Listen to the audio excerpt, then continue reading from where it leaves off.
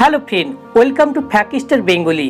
ভারতীয় fast bowler Mohammad Shami কৃষকের ছেলে থেকে বিশ্ব স্তরে ক্রিকেটে সাফল্য। আজ বলবো বিভিন্ন বাধাকে পেছনে ফেলে এগিয়ে চলা মোহাম্মদ শামি সম্বন্ধে। আমি রবিউল, শুরু করছি আজকের ভিডিও। মোহাম্মদ শামির জন্ম 3 সেপ্টেম্বর 1990 সালে উত্তরপ্রদেশের শাহপুরে। তার বাবা তৌসিফ আহমেদ একজন কৃষক ছিলেন। তার বাবা ফাস্ট বোলিংও করতেন, কিন্তু গ্রামে খুব একটা সুযোগ না থাকায় তিনি এগিয়ে যেতে পারেননি।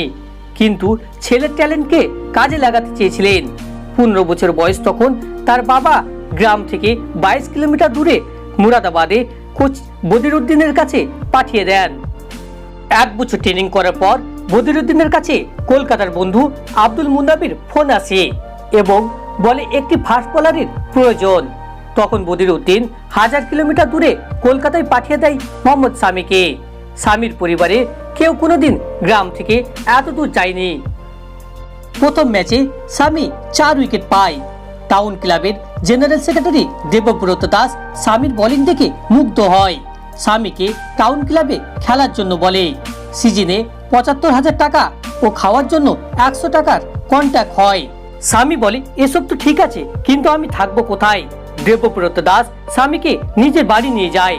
টাউন ক্লাবে ভালো খেলার পর বাংলা দলে সিলেক্টরকে আন্ডার 22-তে শামিকে নেওয়ার জন্য অনুরোধ করে, কিন্তু সিলেক্টররা বলে শামি কোনো বড় ক্লাবে খেলে না। দেবব্রত দাস সিলেকশন কমিটির সদস্য সম্বরণ ব্যানার্জিকে একবার শামির বোলিং দেখার জন্য অনুরোধ করে। সম্বরণ ব্যানার্জি শামির বোলিং দেখে মুগ্ধ হয়। সম্বরণ ব্যানার্জি বিজয় হাজারে ট্রফিতে বাংলা দলে যুক্ত করে মোহাম্মদ শামিকে, কিন্তু খেলার সুযোগ পায়নি। এরপর মোহনবাগানে খেলার সময় শামি সৌরভ গাঙ্গুলিকে বল করে। প্রথম বলেই বাউন্সার বল করে দেয়।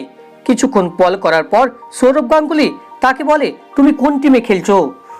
সৌরভ গাঙ্গুলি ফোনে কারোর সাথে কথা বলে এবং বাংলা দলে সৈয়দ মুস্তাক আলী ট্রফিতে খেলার সুযোগ দেয়। 2011 সালে অসীম আকরম কেকেআর দলে শামিকে যুক্ত করে। ডিসেম্বর 2012-তে পাকিস্তানের সাথে খেলার জন্য শামিকে ইন্ডিয়া দলে নেওয়া হয়। 6 জানুয়ারি 2013 সালে প্রথম ওডিআই খেলে। এরপর শামিকে আর পেছন দিকে তাকাতে হয়নি, কিন্তু বিভিন্ন বাধার মধ্যে পড়তে হয়। 2017 সালে হঠাৎ তার বাবার মৃত্যু হয়। 2018 সালে শামির অ্যাক্সিডেন্ট হয়। শামির দাম্পত্য জীবনেও নানা সমস্যা আসে। যত সমস্যা থাকুক না কেন, ফাইটার সবসময় ফাইটার থাকে। টেস্টে 216টি উইকেট, ওডিআই 146টি উইকেট, টি20তে 16টি উইকেট নিয়েছে মোহাম্মদ শামি। 2021 সালের টি20 বিশ্বকাপে পাকিস্তানের সাথে ম্যাচে সবাই খারাপ খেলেছিল, কিন্তু শামির সমালোচনা সব থেকে বেশি হয়েছিল।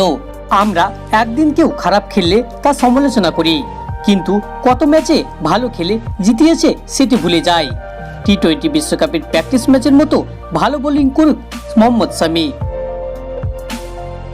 নতুন নতুন ফ্যাক্ট জানতে আমাদের চ্যানেলটি সাবস্ক্রাইব